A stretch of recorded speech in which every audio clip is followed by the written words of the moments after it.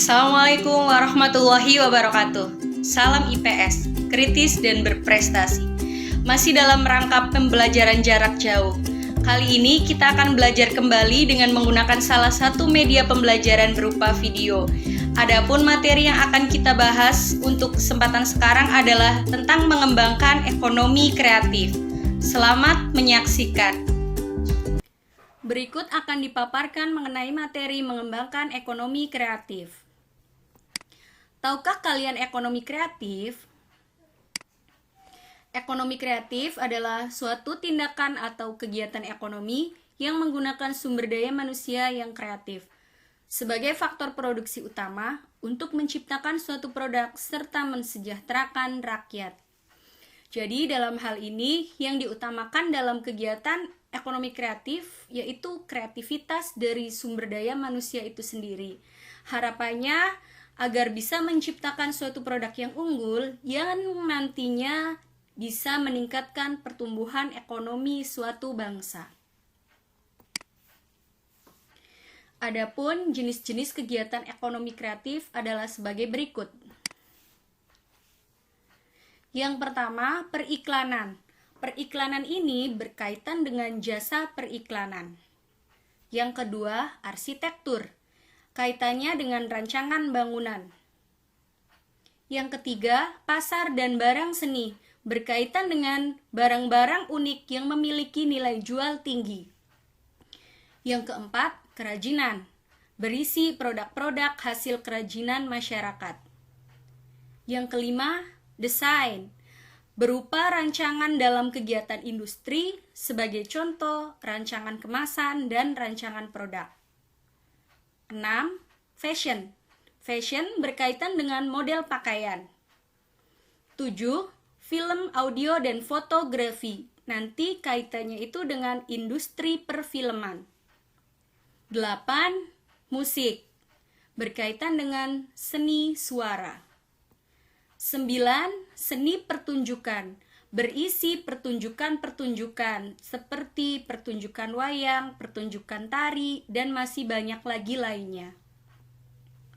10.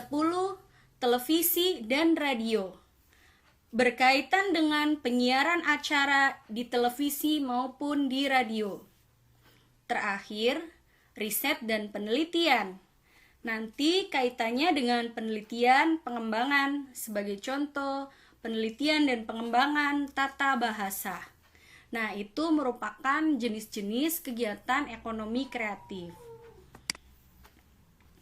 Lalu, ada beberapa usaha untuk meningkatkan ekonomi kreatif.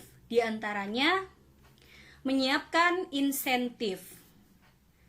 Yang kedua, membuat rancangan industri kreatif yang melibatkan berbagai kalangan. Yang ketiga, menyelenggarakan lomba Indonesia Kreatif.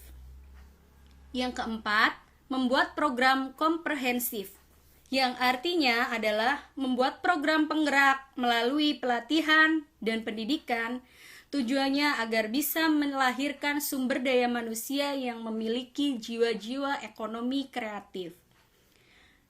Dan yang terakhir, memberikan perlindungan hukum dan insentif bagi para pelaku industri kreatif. Nah, lanjut kembali, ada manfaat ekonomi kreatif. Di sini hanya akan dipaparkan 2 manfaat ekonomi kreatif. Yang pertama, bisnis UKM berkembang. Apa itu bisnis UKM berkembang? Jadi dalam hal ini, kegiatan ekonomi kreatif diharapkan bisa mengembangkan UKM, usaha kecil mikro. Sebagai contoh adalah industri rumahan. Dengan banyaknya UKM yang berkembang, nanti diharapkan mengurangi tingkat kemiskinan dan pengangguran. Ternyata bangsa Indonesia juga memiliki keunggulan yang tidak dimiliki oleh bangsa lain. Nah, di sini beberapa keunggulan yang kita miliki dan tidak dimiliki oleh bangsa lain. Yang pertama ada keunggulan iklim. Seperti yang kita ketahui bahwa Indonesia beriklim tropis dengan 2 musim. Musimnya yang seimbang membuat kita menjadi mudah melakukan segala aktivitas. Contoh keunggulan di bidang iklim bisa mengembangkan dan memajukan kegiatan pertanian di negara Indonesia. Yang kedua, mengenai keunggulan geostrategis. Tentunya berkaitan dengan letak strategis wilayah Indonesia. Bahwasanya Indonesia itu berada pada posisi silang dan jalur lalu lintas perdagangan internasional bahkan dunia. Kemudian yang terakhir ada potensi dan keunggulan tanah Indonesia. Kita mengakui bahwa Indonesia memiliki kekayaan sumber daya alam yang sangat melimpah. Hal ini bisa dijadikan modal bangsa Indonesia untuk berkiprah di ranah internasional.